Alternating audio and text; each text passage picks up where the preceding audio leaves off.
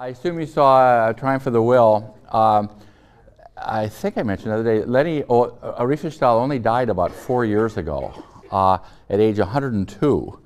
And she did interviews and just looked back on that regime as that she was a professional, and she did a good job, and her employers, in this case Adolf Hitler, were pleased with her work.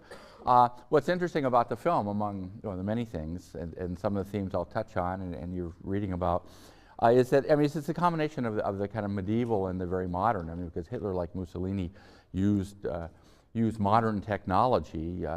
Germans who could barely afford to eat had radios and listened to speeches of the Führer, and it was the same thing in Italy with Mussolini. Well, you saw the images of kind of medieval Nuremberg, which of course no longer exists, medieval Nuremberg, or not much of it, and the kind of modern technology of the whole thing. I mean, Hitler liked airplanes. He liked to fly around, and for all of the kind of images of the German warrior as kind of a medieval person who diving into frozen Pomeranian ponds and things like that.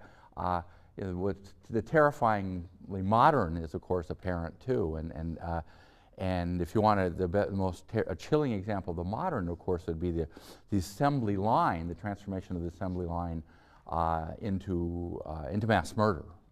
The assembly line in the death camps. If you've been, anyone here been to Auschwitz? I've been to Auschwitz. I've been to Dachau also a long time ago, but to Auschwitz fairly recently. One of the most chilling things about Auschwitz, actually, I mean, the sheer, it's just beyond anything, but it's the commandant's house, because the commandant's house has little swings out behind it, and that's where the commandant lived, and his wife said this was the happiest time of their lives, and so the little children were playing in the garden on the swings, and there's a big wall there, but not a huge wall, and the crematoriums are on the other side in that part. That's at Auschwitz, not at Birkenau, it's a couple kilometers away. And that life went on in that way as this sort of assembly line mass murders of millions and millions of people there. Hungarian Jews outnumbered Polish Jews exterminated at Auschwitz just barely, but that's because at the end of the war, the Hungarians were sending just huge trainloads of people to be exterminated there. Anyway, so I want today to talk about Adolf Hitler, and I will bring in to this, some of the themes that you're reading about. But just two things at the beginning. Obviously, National Socialism was one variant, certainly the most horrible variant of fascism, and you can put Franco into that mix, but there it's authoritarian, right-wing authoritarian rule, and that as you know, it was everywhere. And secondly, that like World War I mean, there's no other period of history that has such great literature, at least in English, about it, and there a wonderful trilogy by Richard Evans, Hitler and the Nazis to 1933, and then second volume was 1933 to the war, to September 1st, 39, and the third is 39 to the end, to the bunker. And also, there are many biographies of Hitler. I've read about 3 of them, but the best by far is Ian Kershaw's 2 volumes, very long, but and I'll be drawing on that in part. So let's get going on that. There's a picture, there's a photo that's not in the book, but there's a photo of Hitler reviewing his guys. And that particular photo, which was taken about 1927, was on a huge field. And so you see Hitler reviewing his guys there. But what people don't realize is that picture was taken from a huge, there's lots of other people out there, little groups like the Nazis, might have been a little earlier, and they too have their leader, their Führer, and Hitler ends up, the National Socialists end up winning, but they weren't the only group. And I'm not a believer in the great person, quote unquote, in history. I mean, Hitler did not make the Nazis. World War I created the Nazis. A lot of the racism, a lot of the idea of hygienics, racial purification, all that. I mean, that was all out there, as you know, and I've tried to make clear. But if it wouldn't have been Hitler, there would have been somebody else. And in 1933, when Hitler becomes chancellor, when the other rights, well, there are many rights, but when von Papen says, we've got him boxed in now, we can use Hitler for our own goals. Well, how incredibly naive that was. But the Nazis must be seen in the context of World War I. They must be seen in the context of the poisoning of the political atmosphere between the wars. In 1876, Alois Schicklgruber, I didn't write it on the board, and I sent this stuff around to you today, a lot of it, Schicklgruber is not on the list, changed his name to Alois, you'd say in French, I don't know what you say in German, Hitler. It was a peasant family in Lower Austria, bordering on Bohemia. I've been to Lower Australia. I've been to Lower Austria too. But anyway, bordering on Bohemia. Thus, the family's dislike of Czechs and Hitler's particular dislike of Czechs. But he disliked everybody outside of Germans. His father was illegitimate in quotes, and ended up with the name of his mother's long deceased wife's father, Georg Hiedler, H-I-E-D-L-E-R, which in 1876 became Hitler, as I said. There was a rumor, even during the 1920s, that Hitler's grandfather was Jewish, and these rumors circulated in Munich in the 1920s. Hitler was born in Braunau am Inn, on the border of Germany, that is the Austrian-German border, and thus this was important in his obsession with uniting the two countries. His father was a customs official, comfortable kind of lower class existence, but it was not a happy family. It was at all. His father was strict, pompous, proud of his minimal status, extremely pedantic, and had a violent temper. He took care of bees with more loving attention than he took care of his family. He managed the family with efficiency, but without love. Hitler's mother is described by Ian Kershaw as a simple, modest, kindly woman who went to church and was devoted to her two surviving children, Adolf and Paula. She smothered them with protectiveness. Adolf Hitler feared but did not love his father, but this does not explain the murderous result of the whole thing. Civil servants get moved around, customs people, and the family moved to Linz, L-I-N-Z, in Austria, which was a hotbed of anti-Semitism, in 1895. Hitler began his schooling at age 6. He viewed Linz as his hometown, and in a not terribly too happy early life, looked back almost nostalgically upon living in Linz. But he did not pick up his anti-Semitism in Linz. He started secondary schooling in 1900, but he was unsatisfactory in math and in natural history. He didn't like his teachers. He was, in principle, respectful, but he thought himself above many of them. He was badly adjusted. His father wanted him to be a civil servant. He wanted him to follow and be, the next in line of the Hitler civil servants. But Adolf, as you know, resisted. He wanted to be an artist. And his father said, "You will not be an artist as long as I am living." Linz was, besides being a hotbed of anti-Semitism, it was a hotbed of German nationalism, and not just Austrian German-speaking nationalism, but German in general nationalism. His father died in 1903, and then Hitler hit the academic skids. He failed in math. He moved to another school 50 miles away in a place called Steyr, but it wasn't any better. And then he took up this sort of idle existence. He painted, he read poetry, he attended the theater. That was one of his great loves. In Linz, 1905, 1907. He had one friend, August Kubisek, who was the son of a upholsterer, and Hitler dominated him. He needed somebody to listen to him. And so Kubitschek was exposed, and I suppose willingly, to Hitler's diatribes, his pontification, his monologues about virtually everything. He was the classic kind of know-it-all. He was pale, thin. He had that little mustache that would become bigger. He wore a black coat and a dark hat, and he carried a black cane with a pretentious ivory handle. His great passion was Wagner, who those of you who know about music know that Wagner was a raving anti-Semite, as well as art and architecture, about which he claimed to know a great deal. He wanted to begin his artistic career at the Academy in Vienna, and his mother had fallen ill with cancer and soon died. She died in 1907. This struck him as a bolt out of the blue, he remembered. He applied for the Academy in Vienna, and to his horror, he was turned down. He went to Vienna anyway in February 1908, hoping to become an architect.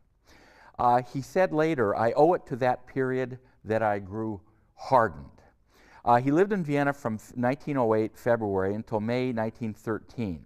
He said later, after the war, during his political ascent, that it was during that period that, quote, "my eyes were opened to the two menaces of which I had previously scarcely known the names, Marxism and Jewry," the Jews. And this appears in Mein Kampf, My Struggle, which he wrote, when he was in Landsberg prison. I even visited his cell once after the ill-fated beer hall putsch in Munich in 1923. But this was out of retrospect. There is really no evidence that he had become a raging anti-Semite before 1914.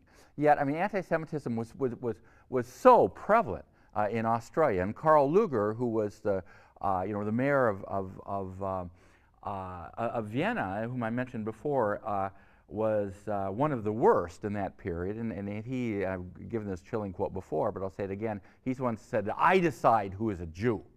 And the liberalism that had been Vienna in the earlier period was hardened, like Hitler became hardened into just vast intolerance. But at the time he said that these two menaces were known to him, he was struggling. He wanted to be the man in leadership of the German right. And so he was, in saying this, if you believe Kershaw, and I do on this, and on much more, that this was a fabrication, that the anti-Marxists, the anti-socialists, and subsequent anti-communists after 1917, that was there. And his long diatribes in the sort of shabby rooming house where they would sit around, and finally you can imagine one by one people just getting tired of listening to Adolf and going up to their miserable little rooms to get some sleep, were against the socialists. And the Austrian socialists, like the German SPD counterparts, had long marches through the streets of Vienna on behalf of workers' rights, et cetera, et cetera. And Hitler would stand on the porch of this rooming house and simply hate them as they went by. But yet, I mean, Vienna was a huge melting pot of this enormous empire. There were all sorts of people besides German speakers who lived in Vienna, and many of the German speakers were Jews. Freud among them. I've been to Freud's almost bizarrely recreated office there in Vienna, but it had a Jewish population was about 2% of the population. In 1910, it was 175,000 people in Vienna, or then it grew to 8.6% of the population. And later, when in Hitler's speeches, thundering speeches, over-the-top speeches, he saw them as Jews as capitalist exploiters of true Germans, et cetera, et cetera. But this came later. Lueger, by the way, anticipated Hitler and lots of other people by saying in 1890, the quote, that the Jewish problem, quote unquote, would be solved if all the Jews were placed on a large ship and sunk at sea. But when Adolf Hitler lived with Kubitschek in this rooming house and went to the theater with him, he was not yet thinking of politics. What he wanted to do was become this famous artist. And it is true that he painted postcards for tourists, which he sold to kind of keep himself afloat. Kubitschek was a piano player, so the room, there was 2 beds and a piano, and that was about it. And so sometimes you can imagine Kubitschek playing the piano just to try to tune out Adolf, but he was rather loyal to him. Hitler began to write a play. He went to the theater, as I said, and he got a little bit of inherited money after his parents died. He had little interest in women, and of course one of the sort of prevalent rumors is that he was impotent. Though, as you all know, surely he would marry Eva Braun in the bunker before they took cyanide pills and killed themselves, as the Russian tanks could almost be heard rumbling above. We know of no sexual experience that he had. He described the ideal woman, quote, as a cute, cuddly, naive little thing, tender, sweet, and stupid. And of course, like Mussolini, who was a notorious philanderer and used to brag tirelessly about his sexual exploits, both Hitler and Mussolini believed that women's place was in the home, turning out baby boy soldiers, and not in the factories. And of course, one of the ironies is during the Second World War that women are increasingly doing jobs that Hitler and Mussolini thought were inappropriate simply because the men were dead. Anyway, so he was prudish, seemingly repelled by sex, although fascinated by it. And one of the points that Kershaw makes is that Kubitschek's recollections, along with that of Hitler's sister Paula, give us a sense of some of the things that would remain characteristic of Hitler until his much-deserved end. Basically, he was lazy, that he was manic at times. There would be these bursts of wild enthusiasm for something. He would, during the war, he would demand that the generals place maps in front of him, and he would make the decisions as the generals secretly moaned about, he considered himself an expert in military affairs as well.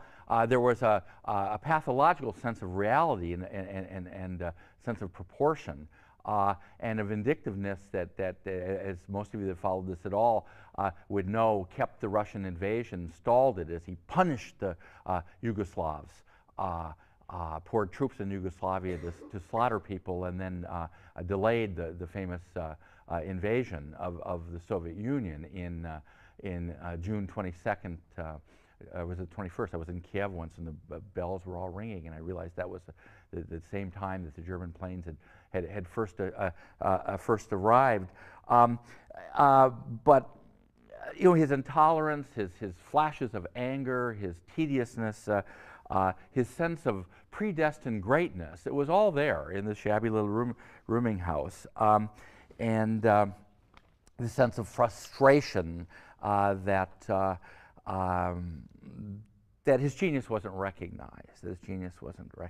But there is no evidence of tirades against Jews that would come later.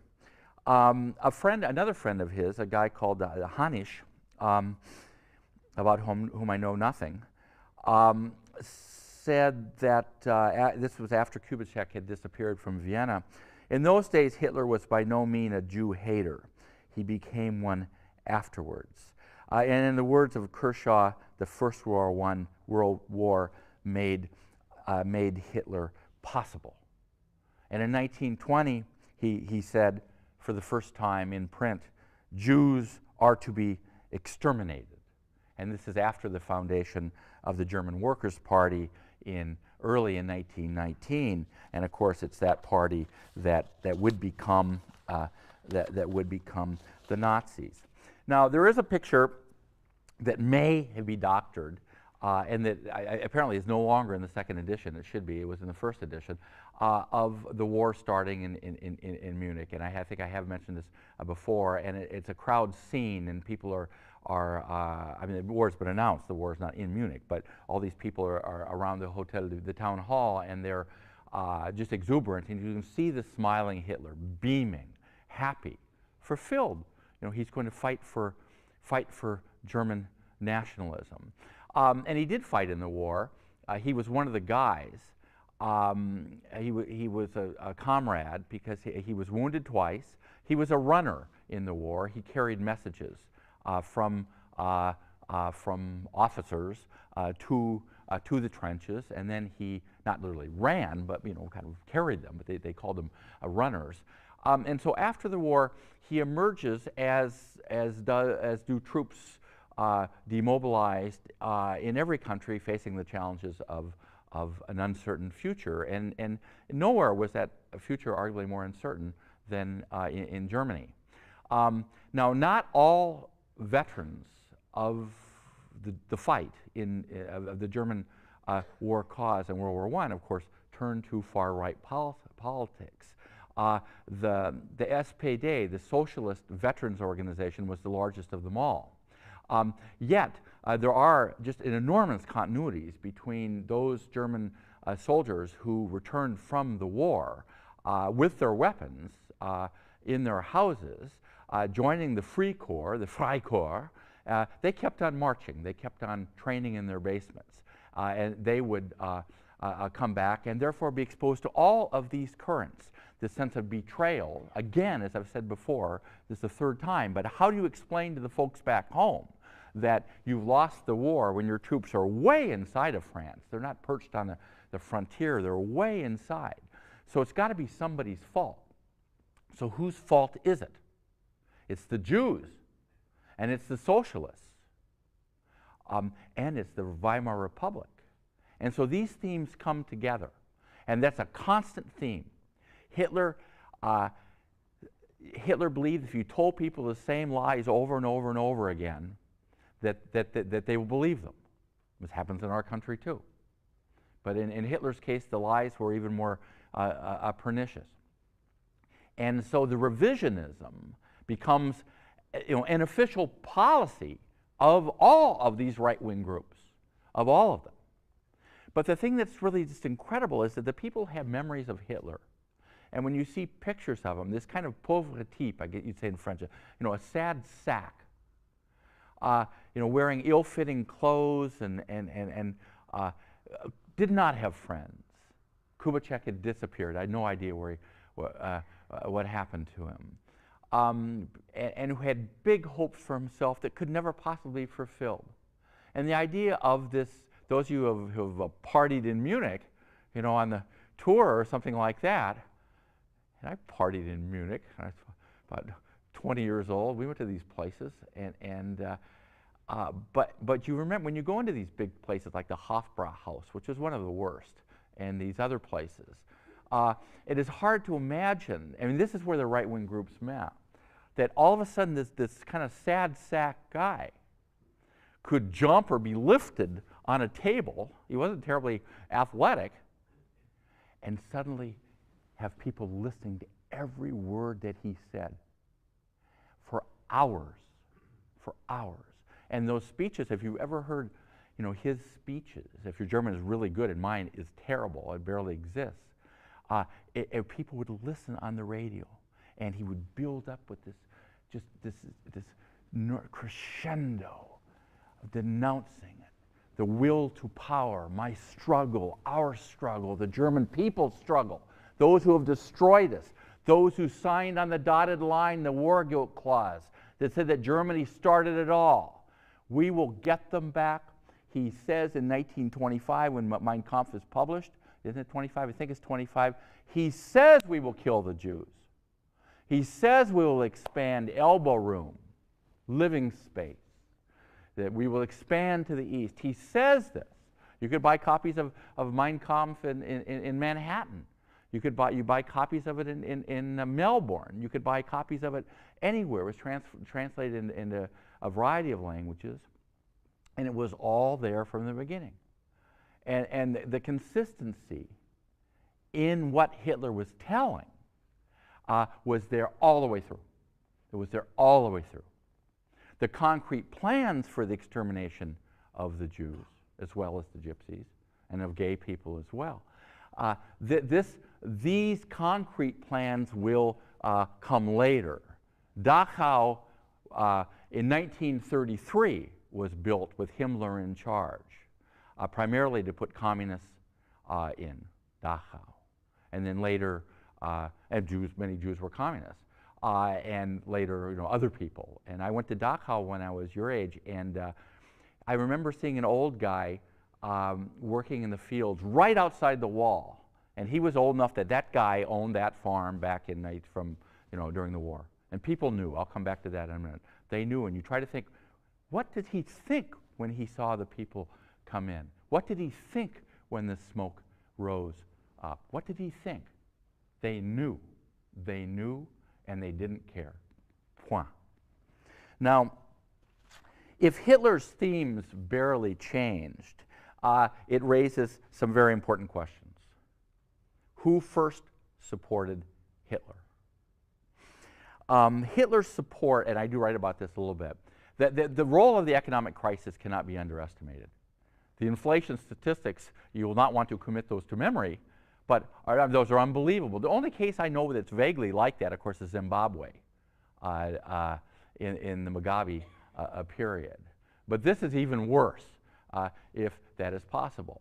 And middle-class people who had to pawn armoire, chests, drawers, silver that had been in their family for years in order to have enough to eat, they wouldn't forget, and they blamed and they hated. It's the fault of the Allies, it's the fault of the Jews, it's the fault of the socialists, it's the fault of the communists, it's the fault of Weimar. And they first flocked to Hitler. The middle classes do. Now, if this sounds like an orthodox Marxist interpretation, that's what the Marxist orthodox say, and they're right. Now, big business did not flock to Hitler. Big business wanted the destruction of Weimar. They helped make Hitler possible. Only one big businessman gave Hitler a lot of money. He got a lot of small donations. But pretty soon he got started introduced to the right people, the right cocktail parties. They thought he was vulgar. Quick story. I had a colleague who died decades ago who was very nice to me when I came here. He was a German diplomatic historian called Hans Gatzke. And he left. He wasn't Jewish and he wasn't a communist, that's for sure. And he left Germany in the mid-30s because he didn't like what was going on. He didn't like what's going on. And he got a job translating for the Canadian Olympic team. And I said to him once, "Did you ever see Hitler?" And he said yes. And he was under the stadium in Berlin. And like any big stadium, you've got space underneath. A lot of places they have batting cages. Sometimes there's a baseball stadium or something like that.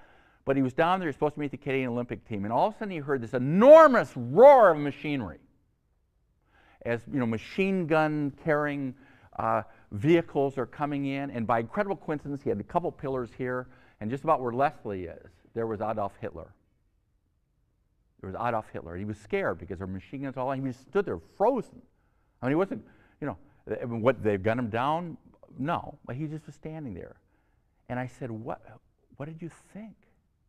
What did you think? You're 15 yards away from Adolf Hitler, less than that. And he said, I had a weird reaction. He was vulgar. He was the Austrian corporal. He sneezed, and he blew his nose on his sleeve. That's what Gatzke remembered. Now, big business. Gatzke was a moderate, political. He was not at all. I mean, not at all Nazi, and he also he believed in the Weimar Republic. He was a very good guy, very aristocratic guy. He was a Rhinelander. But his reaction was the same as big business, except that big business wanted to destroy Weimar. But the reaction was that Hitler is a commoner. He's vulgar. We've got him locked in, they said in 1933. We've got him boxed in. We can use him to our advantage and then have a military dictatorship. When von Stauffenberg tries to kill Hitler and puts a bomb under the table and it blows up but doesn't kill Hitler because of a big old German wooden barrier the table stood on. You know, he wasn't trying to bring parliamentary regime back to Germany. He wanted a military dictatorship. But Hitler was supported by the middle classes disproportionately at the beginning, but by all classes, people supported him. Workers less so, but they break in 1933 to destroy the unions. They destroy the Communist Party. They use the Reichstag fire, which is actually set by the guy, probably now we think the Dutch guy, whom I write about in there. They destroy the unions. They destroy the possibility of resistance, but lots of workers were there sig heil too, but less so than the other classes. What about religion? Hitler was a Southerner. He never liked Berlin at all. He wanted to raise it and then build this sort of Art Deco monument of his own planning. But he was a Southern guy.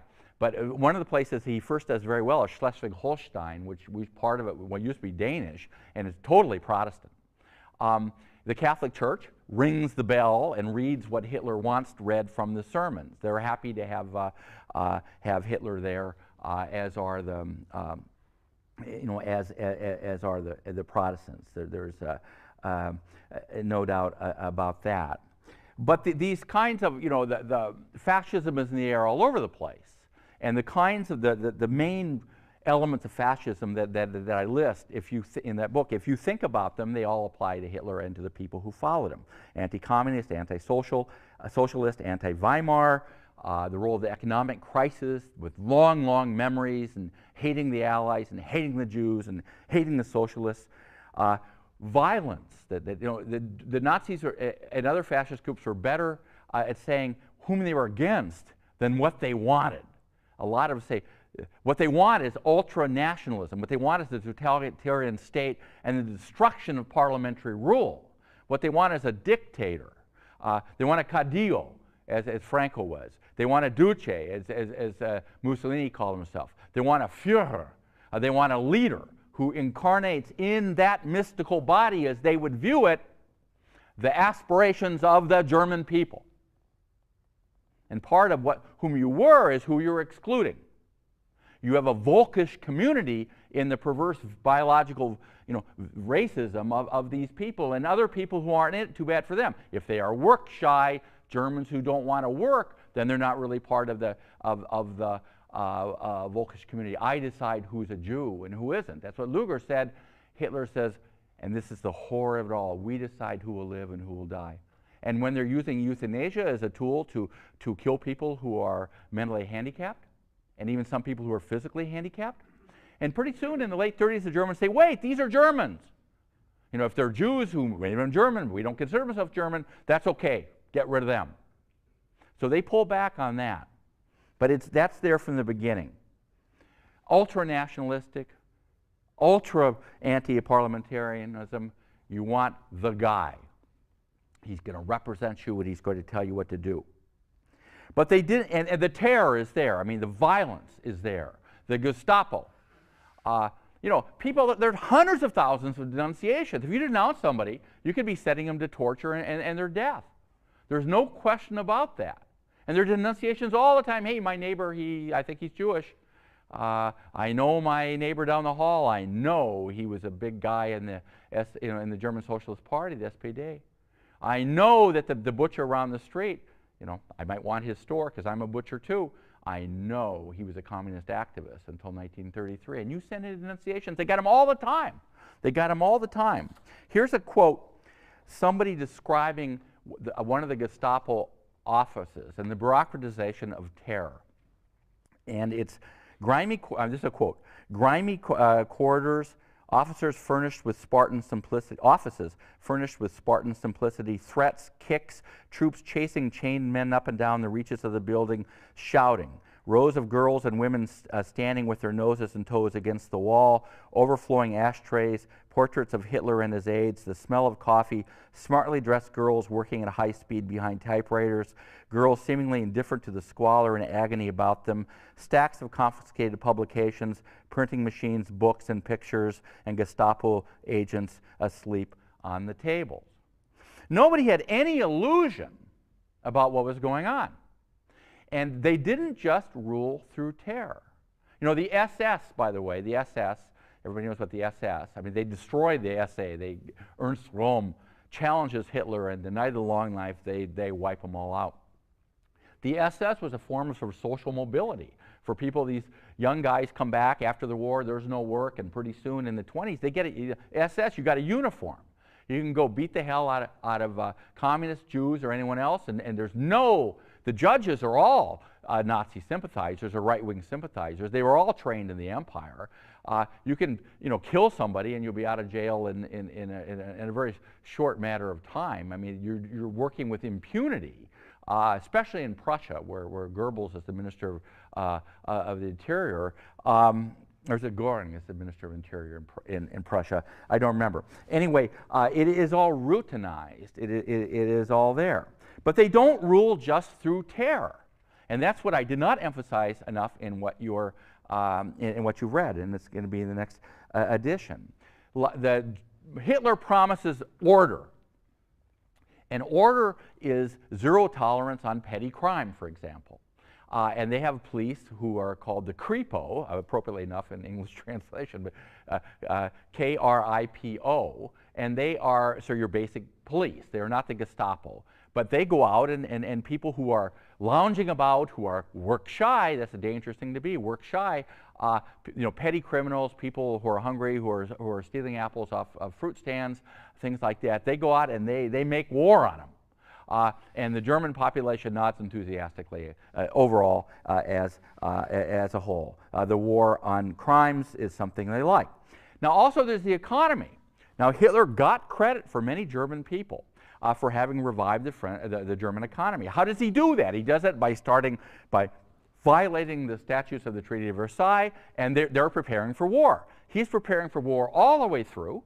If the Rhineland occupation, the French and the Belgians had put up a fuss, it's possible that the whole thing could have been stopped there.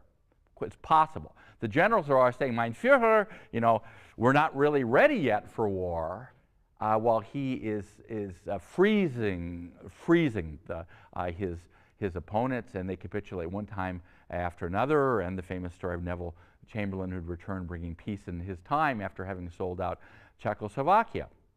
But the German economy does revive. There are still huge gaps between, obviously, the wealthy and people who aren't wealthy, enormous gaps, but the German economy, and he takes credit, does revive because of the same thing that happens in the United States in World War II, because you're transforming the war economy, and that's exactly what happened. So he takes credit for this. And there are a lot of flashy gestures. The VW, I went around Europe in a VW with a couple of my friends sleeping on beaches, a little VW, the Volkswagen. But only one of them was ever produced. He promises the German people a Volkswagen, but only one model ever it comes off, you know, for the press and all that. The Autobahn, they're going to have routes Autobahn all over. Now there are in Germany, and people driving 500 miles an hour with impunity. There are only 500 kilometers or miles of transferred into miles of Autobahn done by the time he's finished. Strength through joy. He announces a program that Germans who have never been on vacation, ordinary working class Germans, can go on vacation. Some people did go on vacation. They all get drunk on cruise boats and all over the place, but hardly anyone gets to go. But he gets credit for it. That he seemed to be producing. He seemed to be producing. And in a country in which anti-Semitism, despite the fact that Jews were terribly assimilated, was endemic, they like the fact the Jews are disappearing. They like it. And they know it. And it's sheer nonsense to think that people didn't know what was going on, because as these trials are put in the papers all the time, so-and-so has been condemned, being sent away to Dachau because of anti-state behavior, anti-German behavior, you name it. People know. They have no doubts about it. Where do they think the trains are going? They can kind of imagine you know, where are these people coming from? When all the Polish workers are coming in, being brought in as sort of slave labor, the ones who haven't been destroyed, when they're coming to work in the factories, where do these people think their families were? Well, they're all dead. That's why Ordinary Men is such a chilling book, because how these people, this police officer brigade in Hamburg, how these people could put bullets in the backs of the heads of old ladies and little children in the killing fields around Łódź or anywhere else in Poland. It's just an extraordinary story. People knew. Not everybody knew, but they knew. They knew. And for people who wanted order, this was their idea. This was the racial idea of order. The universities, what happens to the universities? Well, certain fields do very well. Racial hygiene, they established chairs in racial hygiene. German folklore, they established chairs in German folklore. Physics does very well for obvious reasons. Physics equals rockets. Military history, chairs in military history. Chairs in German history. Chairs particularly in German medieval history. But anything else, your basic history, German literature, for example, doesn't do very well. There was a famous headline that is in the book saluting the fact that there were less visits to libraries and people were checking out books in far fewer numbers than they did before. How do they pull this off? They pull it off through sort of the atomization of society. And that one of the ways that there's a really wonderful book called The Nazi Seizure of Power, written about a town near Hanover. And he changes the name of the town. But then people were so proud of that book in the 1960s. In 1970s, they put stacks up and say, that's us. That's us who are beating up the Jews. That's us who are beating up the communists. We are so proud. It's a very good book, William Sheridan and The Nazi Seizure of Power. There's another good book by Rudy Koshar, a friend of mine at Wisconsin, on Marburg, on the town of Marburg. What they do is they get Nazis into every voluntary association, basically, and they take them over. And so what you have is the atomization of society. That what Ian Kershaw calls going to the Führer, only thing left is the family. You protect yourself in the family, or you thrive in the family, but you're in the family. And your children are in the Hitler Youth. There is no possible organized way of opposition. Soccer clubs, football clubs, everything is part of the atomization because it's been taken over by the Nazis. There is almost no resistance in Germany. I'll talk a little bit about this next time. Because this was a regime that's capable, as they did in Dusseldorf, of hanging 16-year-old boys because they listened to Benny Goodman or were considered to be slackers or work shy. There's that phrase again. So this atomization of German society makes all of this possible. And the most, when Stauffenberg places this bomb and the thing blows up and it doesn't kill Hitler, Hitler amused himself and his friends by all the people and all the families of people involved. They filmed them being slowly strangled with wire, and they laughed as they watched the film. But the most amazing, chilling thing, even more than that, is that Germans pour into the street in 30 or 40 different cities as bombs have been raining down all the time, and they thank God, mein Gott, you saved our Führer. That's extraordinarily difficult to explain. And by 1944, the armies are full of old men and boys, because basically everybody else is dead. And they keep fighting. They fight until, with astonishing and foolish courage, until the bitter end. They believed, not everybody believed. And there will be a revival of, but even the German Federal Republic was just replete with former very proud former Nazis who take hugely important positions in power after that. And of course, the good old Americans help a lot of these Nazi war criminals escape to Paraguay and places like that in exchange for information about communist movements and that sort of thing. They believed, and they believed. Not everybody believed. But that's one of the scariest things about the whole thing, is that it was Sieg Heil until the end. Again, not for everybody, but for some social classes and others. It was, and you find this in other countries, and I'll talk a little bit about that when I talk. I guess I'll talk mostly about France next time.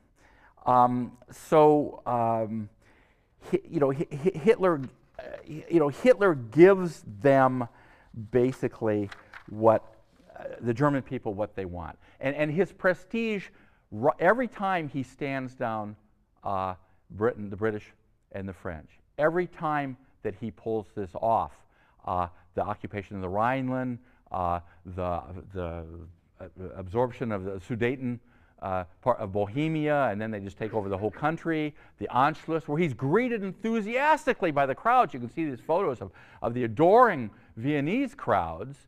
Where was the Vienna of of calm concerts. It became the Vienna of Wagner. It became the Vienna of saluting Hitler and then going out and beating up and killing Jews. Something like 100 Jews are murdered in Vienna when Hitler arrives to celebrate the arrival of Adolf Hitler. They too, they believed in one of the dark secrets, of course, was the Nazi past of the former Secretary General of the United Nations, Kurt Waldheim, and that came out.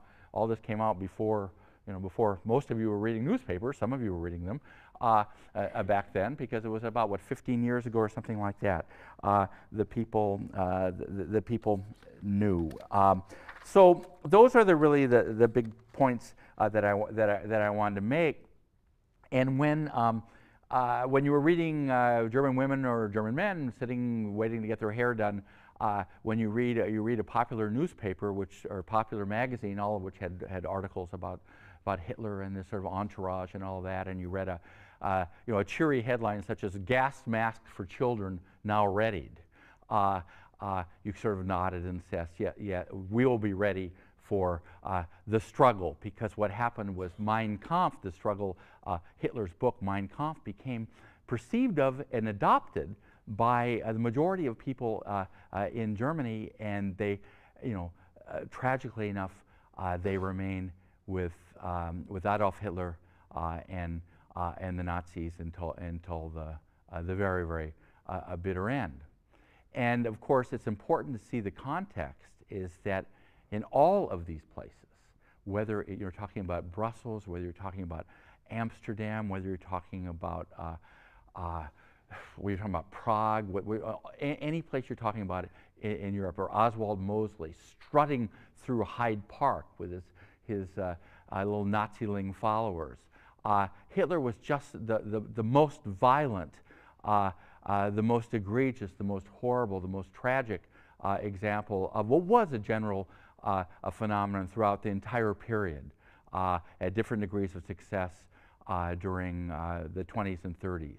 And so the war that began in 1914 basically does not end until, at least in Europe, until the defeat finally of Germany and the death of Adolf Hitler, still at a relatively young age in the bunker in Berlin.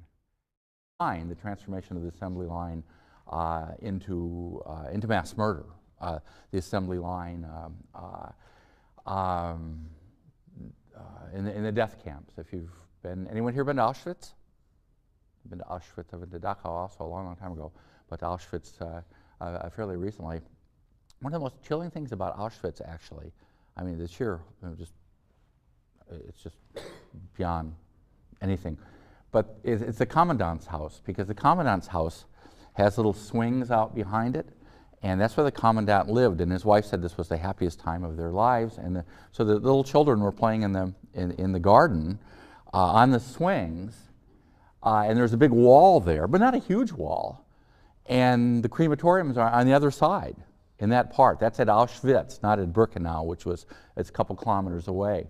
And that life went on in that way as this sort of assembly line mass murders of millions and millions of people there. Hungarian Jews outnumbered Polish Jews exterminated at Auschwitz just barely, but that's because at the end of the war, the Hungarians were sending just huge trainloads of people to be exterminated there. Anyway, so I want today to talk about Adolf Hitler, and I will bring in to this, some of the themes that you're reading about. But just two things at the beginning. That picture was taken from a huge, there's lots of other people out there, little groups like the Nazis, might have been a little earlier, and they too have their leader, their Führer, and Hitler ends up, the National Socialists end up winning, but they weren't the only group. And I'm not a believer in the great person, quote unquote, in history. I mean, Hitler did not make the Nazis. World War I created the Nazis. A lot of the racism, a lot of the idea of hygienics, racial purification, all that. I mean, that was all out there, as you know, and I've tried to make clear. But if it wouldn't have been Hitler, there would have been somebody else. And in 1933, when Hitler becomes chancellor, when the other rights, well, there are many rights, but when von Papen says, we've got him boxed in now, we can use Hitler for our own goals. Well, how incredibly naive that was. But the Nazis must be seen in the context of World War I. They must be seen in the context of the poisoning of the political atmosphere between the wars.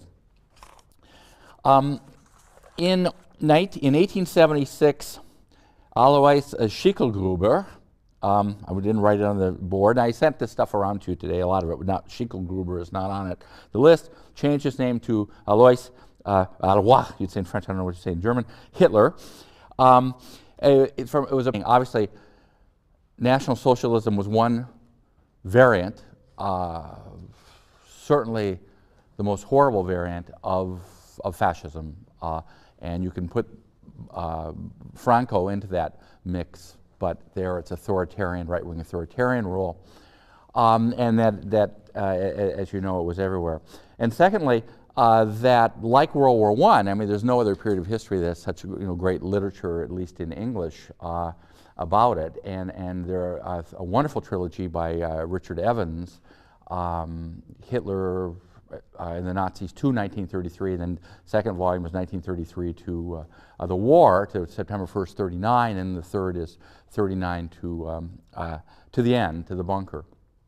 And also, there are many biographies of Hitler. I've read about 3 of them, but the best by far is Ian Kershaw's 2 volumes, very long, but and I'll be drawing on that in part. So let's get going on that. There's a picture, there's a photo that's not in the book, but there's a photo of Hitler reviewing his guys. And that particular photo, which was taken about 1927, was from on a huge field. And so you see Hitler reviewing his guys there. But what people don't realize is that peasant family in Lower Austria, whoo, bordering on Bohemia. I've been to Lower Australia. I've been to Lower Austria too. But anyway, bordering on Bohemia. Thus, the family's dislike of Czechs, and Hitler's particular dislike of Czechs. But he disliked everybody outside of Germans. His father was illegitimate, in quotes, and ended up with the name of his mother's long deceased wife's father, Georg Hiedler, H-I-E-D-L-E-R, which in 1876 became Hitler, as I said. There was a rumor, even during the 1920s, that Hitler's grandfather was Jewish, and these rumors circulated in Munich in the 1920s. Hitler was born in Braunau am Inn, on the border of Germany, that is the Austrian-German border, and thus this was important in his obsession with uniting the two countries. His father was a customs official, comfortable kind of lower class existence, but it was not a happy family. It was at all. His father was strict, pompous, proud of his minimal status, extremely pedantic, and had a violent temper. He took care of bees with more loving attention than he took care of his family. He managed the family with efficiency, but without love. Hitler's mother is described by... I assume you saw Triumph of the Will. I think I mentioned the other day, Leni Riefenstahl only died about 4 years ago at age 102. And she did interviews and just looked back on that regime as that she was a professional, and she did a good job, and her employers, in this case Adolf Hitler, were pleased with her work. What's interesting about the film, among the many things, and some of the themes I'll touch on and you're reading about, is that, I mean, it's a combination of the kind of medieval and the very modern. I mean, because Hitler, like Mussolini, used modern technology. Germans who could barely afford to eat had radios and listened to speeches of the Führer, and it was the same thing in Italy with Mussolini. Well, you saw the images of kind of medieval Nuremberg, which of course no longer exists, medieval Nuremberg, or not much of it, and the kind of modern modern technology of the whole thing. I mean, Hitler liked airplanes. He liked to fly around, and for all of the kind of images of the German warrior as kind of a medieval person who diving into, into frozen Pomeranian ponds and things like that. What's the terrifyingly modern is, of course, apparent too. And if you wanted the most chilling example of the modern, of course, would be the assembly line.